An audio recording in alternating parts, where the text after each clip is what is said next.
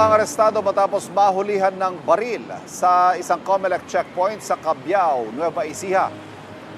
Sinita sa barangay Santa Ines sa magpinsan dahil wala silang suot na helmet at walang plaka ang kanilang motor. Tinangka pa raw ng isa sa kanila na bumunot ang baril kaya pinadapa sila ng mga pulis. Nakumpiska sa mga suspect ang baril na may mga bala at 2 sachet ng shabu. Nakakulong na ang mga suspect sa Cabiao Police Station. Naharap sila sa mga reklamong paglabag sa Omnibus Election Code at paglabag sa Comprehensive Dangerous Drugs Act. Wala silang pahayag.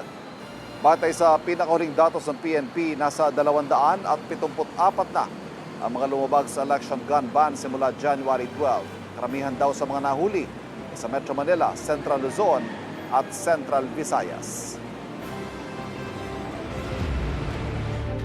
Kapuso, huwag magpapahuli sa latest news and updates. Mag-iuna ka sa balita at mag-subscribe sa YouTube channel ng GMA Integrated News.